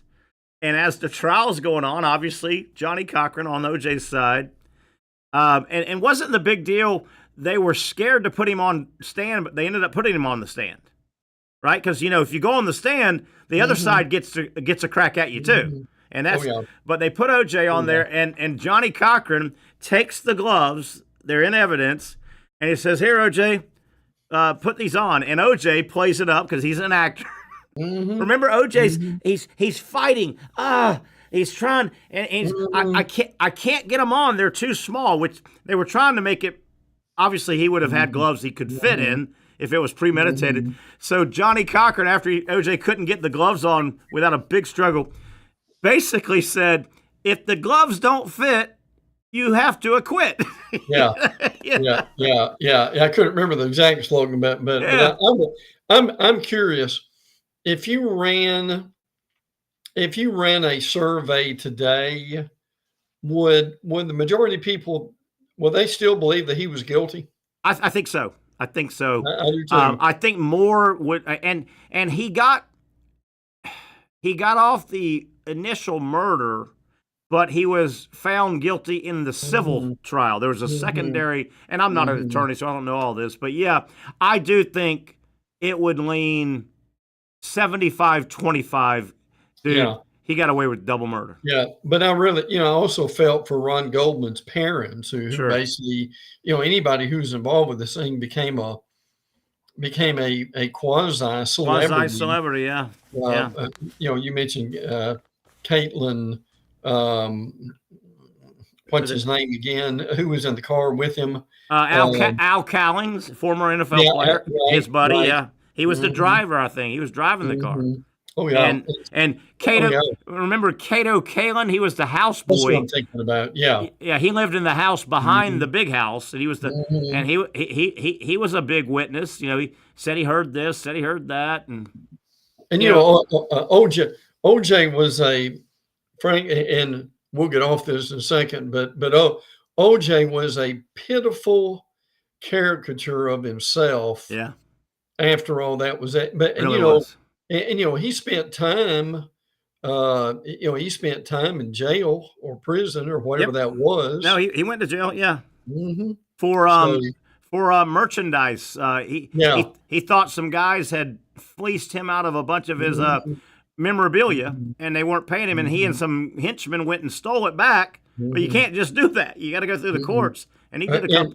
And last thing, there was another star player kind of involved, because the word was, I think OJ and Nicole Brown were divorced, and they were still trying to work things out maybe. And I think she had a couple of dalliances, with other men, and I think the word is that's what OJ found out she was cheating or sleeping around. You know who was one of her boyfriends, and it was public, was Marcus Allen was in the middle of that too. Yeah, you're right. Marcus Allen, former USC running back, lived in Southern Cal. He was in the middle of all that. Yeah, and listen, Terry, when and this happened in 14 games, but when he broke the NFL rushing record, I mean, people thought that would never be broken again. Yeah, he went over 2,000 yards in a 14-game season. That's right. Yeah. Yes. Unbelievable. Yes. All right, Brent, let's talk some ball here. I want to bring up a couple things, and I know you've got a couple. And I hope there was not a sexual assault involved. I always like to qualify things. But you wonder, this BYU quarterback, Jake Ratliff, pretty good quarterback. He played last year for BYU. Right. And, I mean, BYU, it's not out of the realm of possibility. They could win the Big 12 and be a playoff team. Well, it looks like he's going to, at the 11th hour, this is very late in the season, by the way, looks like he's going to leave BYU. The charges were dismissed today. They were. But Ratliff, he has never denied there was a sexual encounter with this young lady. And the word is that goes against BYU's religious code. It does. Yeah. Premarital sex. So no matter what, he was going to get suspended for 7 games. It looks like he's going to leave BYU. And I know it's late June, the last day of June. Boy, that could have playoff ramifications if BYU can't replace him. Oh, yeah. And listen, they got a much ballyhooed quarterback besides him just the other day. I mean, their NIL is exorbitant, frankly, from what I understand, and they're making a real run like Texas Tech is in really moving up the ladder for college football. But yes, I did notice that. Yeah. But I certainly noticed that she dropped the charges today. Yeah. Interesting how all that played out. You brought up the a large NIL. And I still get confused with all the new stuff, and that's understandably so, I think. Brent, am I thinking along the right lines? The money's about to drop, as you like to say, tomorrow. Tomorrow. Schools will pay salaries. Yes. Schools will be like the owners, and they will cut deals with these players and say, we think you're a $1 million quarterback. We think you're a $300,000 left tackle. So when that happens, and then the structure's coming, the NIL deals that these players can cut cannot be through the schools anymore. Right. So are the days of so-and-so's going to Alabama or Georgia or Tennessee because he got a great the school got him a good deal. Isn't that coming to an end? Yeah, that's the goal. Yes. Of this, frankly, or Yes. one of the goals of this would be, no question, is to rein in where this thing is, and that makes a lot of sense to be able to do that. Now, there's a lot that was going on today with that, but go ahead. But your point. Now, the big thing that came out today was Ross Deller's article on collective bargaining. Yeah, how about that? Now you mentioned this a few weeks ago that one of the main proponents for this is Danny White, the AD at Tennessee. Yep. So, and he's actually got a plan that is in the article with that, and that some of the, I thought this was interesting in the article, more than 36 college athletic leaders, many of them ADs, say they support some form of collective bargaining. Nice. Michael Alford from FSU says he wants all the options on the table, including collective bargaining. Yeah. That's where it's going, I think. I think it's going there. Well, I mean, we've talked about that for a while. Yeah. You know, again, I'll share this in here. Revenue sharing contracts between school and athletes are intended to limit, to your point, limit athlete movement. Yeah. Many of them even written to financially penalize players for entering the portal. The new clearinghouse is designed to prohibit booster-backed deals, and quasi-salary cap schools are capped at $20 million to control compensation and reduce player salaries, which is what you just said. Yeah, and I think you're along the lines as I am. If everybody that loves college football, as we're talking about, will just exhale a little bit and let a little more time go by to let the structure get in place, I think everything's going to kind of work itself out. NIL deal players can still go cut their own deals. The NIL deals won't be through the school, which is beautiful. You got to get the school out of the mix, right? They're already paying a salary.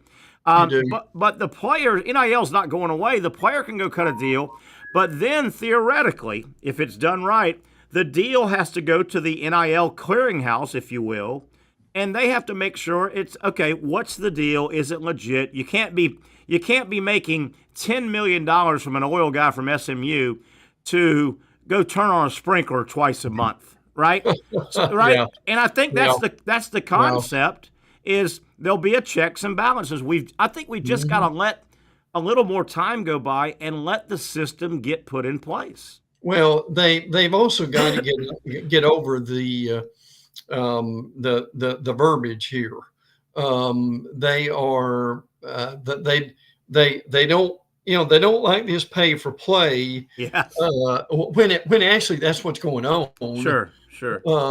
And we all know that. So, but that that's one of the interesting things that came out today was the collective bargaining, and they even mentioned Harbaugh said when Jim Harbaugh was at Michigan, he encouraged unionization of players, yes, and even Nick Saban said in 2023. Well, why don't we unionize it, make it like the NFL? Yeah, and my stance. The NFL model is there. Follow it. Another thing that came out today, Brent, is probably in your notes, and you could probably see this happening because you're talking about two big bears going at it, and they're not always going to share the food. Equitable, right? Two big bears aren't always going to share. A little bit of little ripples in the water. SEC Big Ten trying to kind of. They don't exactly see perfectly eye to eye how to play out the playoff, and right. But that'll work out, right? Those two big boys will figure it out. You can imagine they aren't going to agree on everything, so there's going to be a little bit of push and shove, I think. Well, one of the interesting things that came out of that today, and timing is everything, that all this stuff's going on today, right?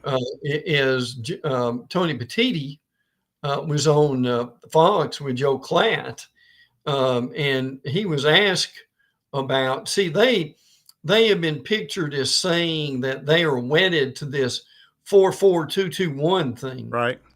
But on the conversation that Petitti had, where there are a couple things he said. One, we're trying to focus on, at least in the Big Ten, we're not asking to be given anything. We're playing non-conference games. We want to play tough play-in games to get there. We want to create an incentive. But Petitti actually backed off a little bit and said that he would be, it was kind of one of these all things left on the table thing. Yeah. That, they may be open to talking about something else, or some kind of a compromise. Now, what you and I have talked about now for weeks is the Big Ten wants the 4-4 model because they're on the quarter system and that fits well with their schedule. Well, the SEC coaches want the 5-11 model, 5 conference champions basically, and 11 at-large teams. That's what the coaches want. That the SEC ADs, frankly, would I think almost rather have the 4-4 model. So, but to your point, they've got to come up with something. The thing that bothers me about this is they won't meet face to face until September 24th. I know. Yeah. I mean that's ludicrous. And why? What's why? And I get it. Everybody's squeezing a vacation here and there, but these talks and these theories are going to shape college football and athletics for the next 100 years. Don't you call it? I mean, Congress calls special sessions. The Senate calls special sessions. Don't wait. You don't wait until the end of the first month, do you? Right. Well, I mean, now obviously they will do some stuff on Zoom. But there's times where you've got to be in the room together. Mike Slive always used to say he's going to put him in a room, lock the door until they come up with some kind of a consensus. And that really is what needs to happen here. Brent, I saw a list today. It was ESPN. Matt Miller, a college football writer for ESPN, been around. He threw out an early 2026 NFL draft first round mock kind of thing, way early. And I thought there were some interesting local numbers and names. Number 2, the big Mamuga, if I'm pronouncing it right, the big offensive lineman from the Canes. He's number 2, offensive line. And then Reuben Bain, who got hurt in the first series against Florida. He's the defense. So Miami had number 2 and number 7 on the lines of scrimmage. I thought it was very interesting. Georgia, I only saw one defensive back, and I know it's early. I thought it was really interesting. The Florida Gators on this list, Miller had 3 projected first-rounders. That's a mouthful, number 1. 3. It really is. And all 3 lines of scrimmage players, which is a big coup, I think. They had Austin Barber, tackle, offensive tackle at 21. They had defensive end pass rusher Sapp at 29, who really came on at the end of the year, and number 32, starting center Jake Slaughter.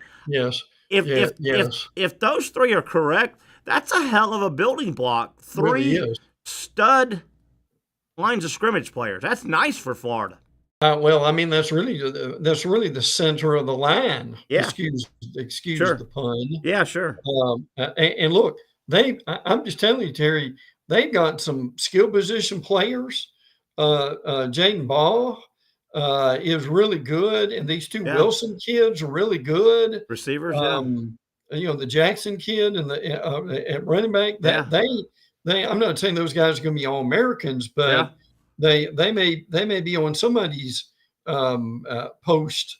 I mean, those guys could be second, third team all SEC players 4 years ago. I keep pointing back to, can Napier not screw them up? They've got the more I go back and look at Florida's roster now that everything's set, the Gators have a nice roster. They do. They really. It's their best roster easily since Billy has been there. And I'll say this roster right now. Terry, could you make the argument this roster is as good as or nearly as good as what Mullen had? Boy, easily, I think. I do too. And certainly Mullen, before we figured out Trask was special. Yeah. And before we figured out Kadarius Toney. I mean, Trask, you didn't know who he was. Kadarius Toney was a little guy nobody in the state of Alabama wanted. Kyle Pitts flashed a little bit, but all of a sudden Napier's got to make sure he doesn't piss away some of this talent. I compare him a little bit to Mike White at Florida basketball. Mike White, Mike White screwed around with Andrew Nimhard. These next guys aren't NBA guys, but I never saw the rest of these guys develop under Mike White. Kayvon Allen, he was the same guy as a freshman as he was a senior. Good player. Right. Casey Hill, Jalen Hudson, some of these guys, they just kind of spun their wheels under Mike. And Mike White was famous for the last 5 minutes of a game, grabbing defeat from the jaws of victory. He couldn't land a plane. Yeah, no, we couldn't. No, we talked, and really, same things happened in Georgia. But look, give him credit. He somehow keeps a job and is making a lot of money from it. But look, to your point, I would agree with that. And this will be interesting. We need to do this sometime this summer. I would be curious with the schedule they play. They've got a better roster than a lot of the. I don't think you could say this last year. I think they've got a better roster than Miami. I do too. I really do. Now I don't know if they've got. I don't think they've got a better roster than Texas or LSU necessarily. And they might be a little behind Georgia still.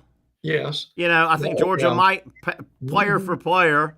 But other than that, you just named three, right? 3 or 4.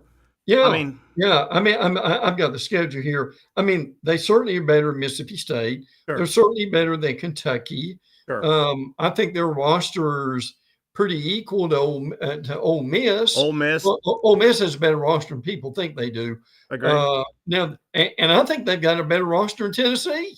I think this year they certainly do, and probably Texas A&M. Yeah. Yes. And probably Texas A&M. And those two, particularly Tennessee, because they're down this year. This is no knock on Tennessee. I just think even with Nico, if he came back, I don't think this was going to be a special year for Tennessee. No. But you know what? If Florida does have the roster, and we think they've made some coaching adjustments, you go beat Texas A&M and you go beat Tennessee. Yeah. Yes. Absolutely. The other two or three you mentioned, don't get swept. Win 1, maybe 2, and go throw your 10-2 record out there and say, hey, is it good enough to get us in the playoff? Well, and look, we're going to say this throughout the summer in a row at LSU, at Miami, Texas, and at A&M. That's 3 or 4 on the road. But the reality is, and we joked about this the other day, but it's true. I'd sign a contract right now for 2-2. In a heartbeat. If they can be 2-2. And that foursome, you may be talking about a playoff team. Could be. If they're 2-2 right out of that, and that's all early, right? You said that is, yes. That's from the middle of September to the middle of October. Middle of October. If they do that, the end of October, you know who they play every year, Georgia. Yeah, Georgia, they, of course. they could if they go 2-2, they could theoretically be playing Georgia to basically secure a spot. Yes. If you knock off Georgia in late October, right. I think Georgia will be 2, 3, or 4 in the country. If you don't do anything stupid the rest of the way, that might put you right in the playoff. Well, there's at Kentucky, at Ole Miss, Tennessee, and Florida State. Those you go win those. Even at Ole Miss is a winnable game. Yeah. Oh, I agree. I totally agree. Well, we're going to keep it here, Brent, if you don't mind. I know you got a couple topics, and then we'll be at the top of the hour. I've got one topic today. Just had a little fun, and I moved discounting SEC and ACC. We do this all the time. So I looked around and said, what coaches not in the SEC, and I did like 3 or 4. I'll get your thoughts on them. What coaches not in the SEC or the ACC would I think are on the hot/stale seat? And you know what I mean by stale. Some coaches, it's just stale. Yes. I came up with a few. The first one, in no order, I put this guy on a hot, stale seat. I think it's just stale. Oklahoma State and Mike Gundy. I'm surprised they didn't divorce a couple years ago. Yeah, I agree with that. They're now Gundy about every Terry 3 years, they can do a 10-2, and they're a game away from a huge season. Yeah, yeah, absolutely. But boy, that feels stale as hell there from both sides. Well, and and people may forget this. I have short memory sometimes. It looked like he was. You remember he looked like he was out. I remember. A few months ago, and then they all smoked the peace pipe or whatever they did and got on the same page again. Yeah. Another guy. I think this is a hot seat guy. Yeah. And again, these are non-SEC, non-ACC. Mm-hmm. I mean, how do you not put Lincoln Riley in USC? He cannot rattle off another 6-loss season. He can't do that. No, not with that kind of talent. And listen, the question is Zachariah Branch, who went to Georgia, the wide receiver. A lot of folks are saying, well, could Riley just not do anything with him, or is a kid not talented enough to where if Riley can't do anything with you, who can? Yeah. But no, I agree with you. And again, the thing with Riley will be, it's not offense, it's defense. Yeah. And if he can ever do anything consistently there on the defensive side of the ball. I think Riley, in a weird way, is coaching for his head coaching life.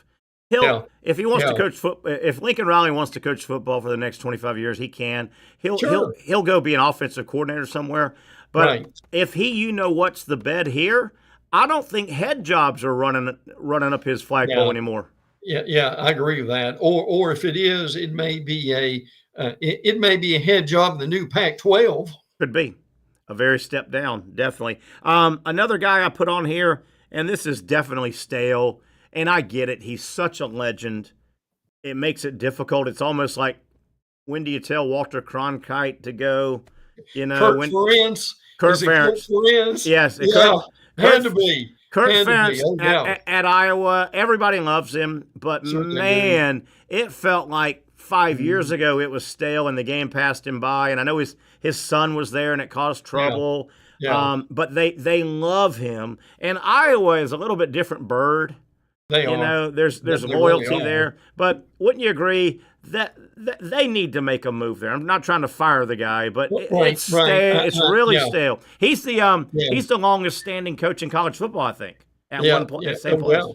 Now, did you consider Matt Campbell on that list? Didn't really look at him. The other one I had, and I'm done. And you can comment. It's already getting a little dicey with Luke Fickell at Wisconsin. Yeah, they're not in love with about that. No, they're not in love with what he did there, and they thought he was going to come in and, where did he come from? Cincinnati, where he had success. He's an Ohio State guy, but he came from Cincinnati. Right. Some thoughts on some of those guys I threw, if you've got any. Well. Now I know you said non-SEC, but I can't help this. Go ahead. My concern is Mark Stoops at Kentucky Is that even more stale than Pittman in Arkansas? I think yes, it is. And there were higher expectations, I think, when he started winning. I think your guy's right, Stoops. That's hot and stale. That's a hot seat and a stale. It's stale there, I think. Yeah. Yeah. No, look, I like Stoops. Me too. I think he's frankly done a really good job there. I do too. But they had a disaster last year. Yeah. And you can only have so many disasters. But a lot of people just really thought that they were really gaining some ground. Yeah. But yeah, they've taken a step back, and I think a lot of them just were kind of laying low, thinking he might retire this year. They might. And Stoops, he was winning 9 and 10 games, counting the bowl at Kentucky, which is a big deal. And you remember, what was it? It was probably 3 years ago and before, there was that little period where Stoops he was one Georgia win away. Yes. Right? Yes. I mean, and they were throwing haymakers in game after game against Georgia, and they just couldn't pull it out. Well, and of all people, Brock Vandergriff was the former Georgia quarterback at Kentucky who nearly beat his own team.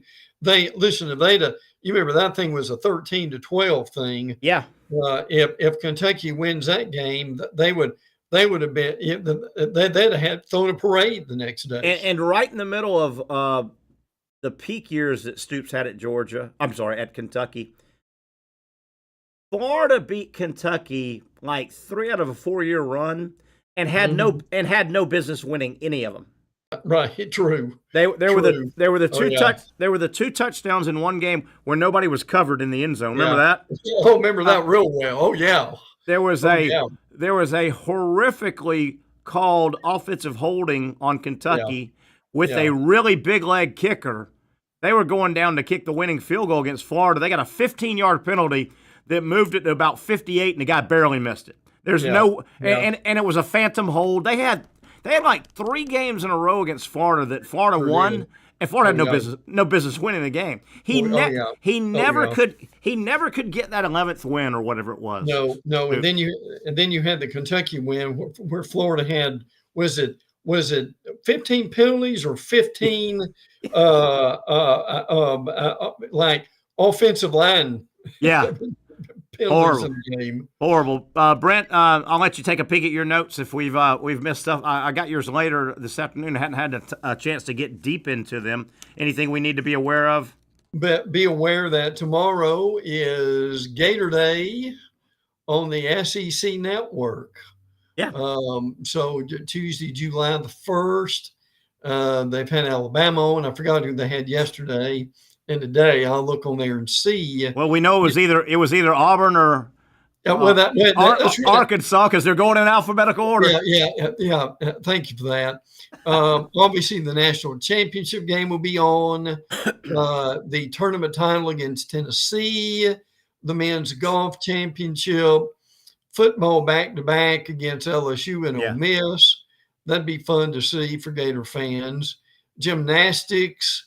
Trio of 10s against Kentucky, softball beating number 1 Oklahoma, right? Women's basketball and soccer. So, and I can't remember how does this. Are you allowed to put any year, or does it have to be from this past season? I don't know that. I can't remember.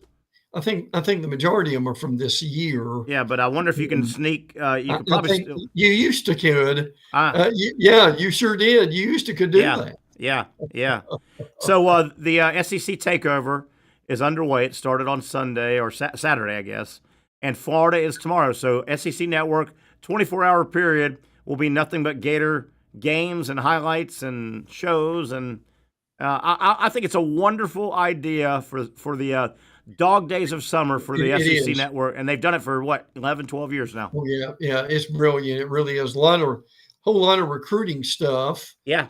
Georgia has added 7 commitments since last week. 4 of those, 6 of those are in the top 50. Lord. But look, Kirby can recruit. That that is not stopped by any stretch of the imagination. This is an interesting note about LSU and Clemson and openers. LSU's lost 5 straight opening games, but since 2020, Clemson's only 2-3 in opening games. Really? They lost to Georgia twice, got beat by Duke in 2023. How that happens beyond me. And oh, by the way, just for fun here, Thomas Castellanos, who caused a lot of issues last week, right. They posted his record as a starter. He is a robust 11-9. So, but don't you remember, Terry? He said that he basically set the conference on fire the last 2 years. The ACC, yeah, the ACC. I want to go back to what you said about Clemson and their openers, and you got to tie LSU in because they play. I'm so happy that college football has graduated. It's not all the way to where it needs to graduate, but college football has graduated to the point where that LSU Clemson game can't wait. Somebody wins, somebody loses. The losing team is not necessarily out. No, not at all nowadays, which is nice because that's going to be a tough loss. In the old days, that would be a real tough hangover loss for the losing team. Sure.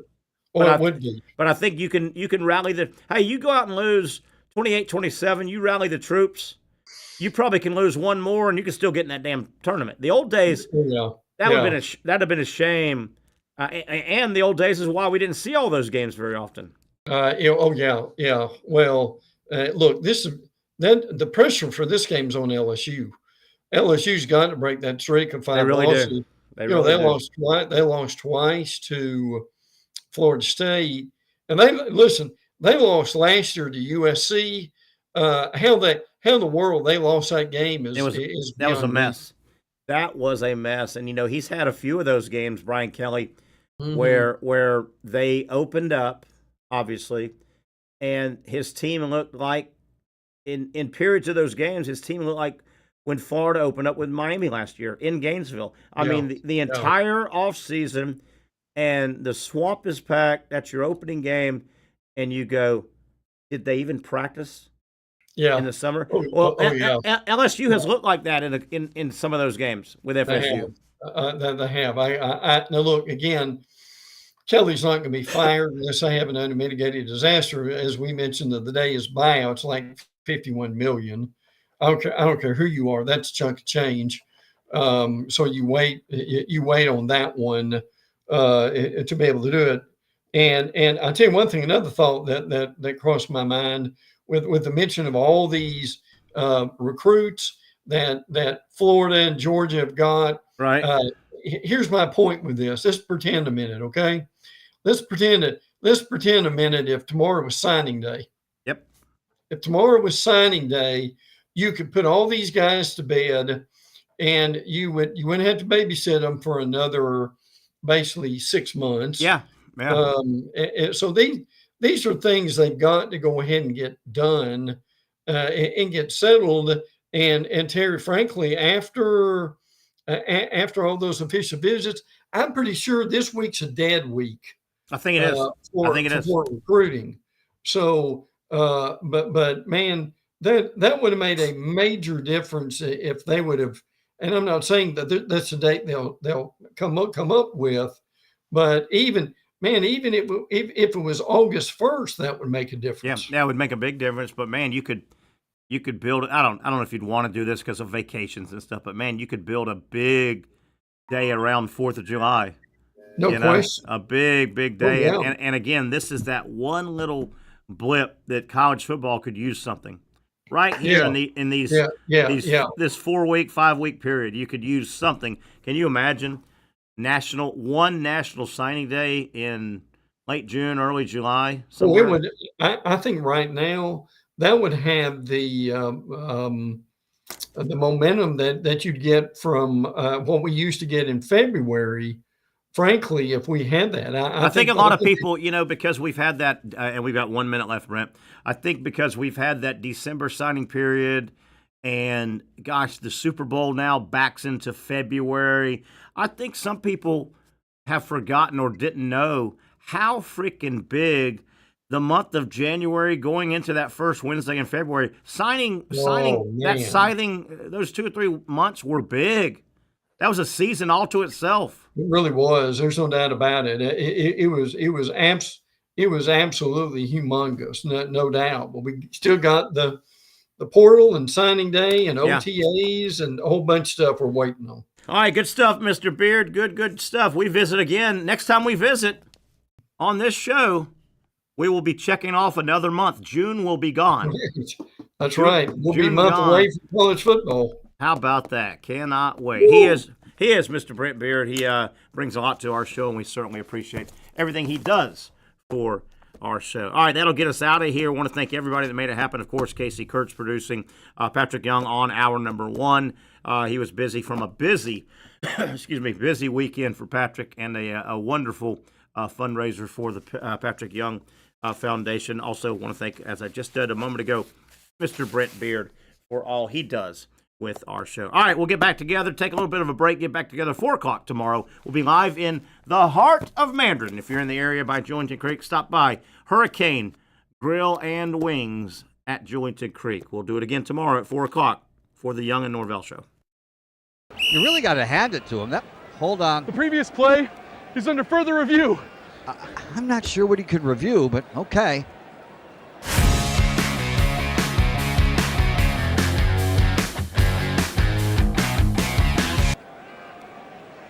Sure has been a while. Dine in at Hurricane Grill and Wings for the football season. Well, there he is. Oh, what is that? At Southeast Orthopedic Specialists, we know pain and injuries can stop you from doing what you love. This is why our board-certified orthopedic specialists offer the latest in both non-surgical and surgical treatment options and create a treatment plan tailored to your unique lifestyle and goals. So, whether it is a sports injury or that nagging pain that's keeping you from doing what you love, our team has the right treatment for you. For more information or to schedule an appointment online, visit our website. Most of us know how to throw.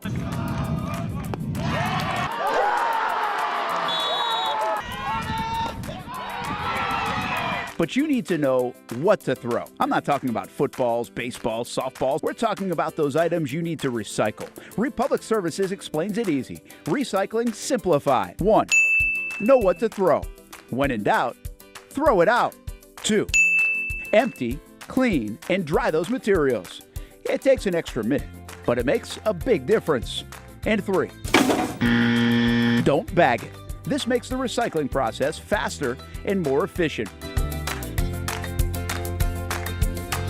This is a look at the Republic Services North Florida Recycling Center. You can make this process even more efficient. By utilizing those 3 steps, Republic Services can help you become a better recycler in your home. Learn more at recyclingsimplified.com.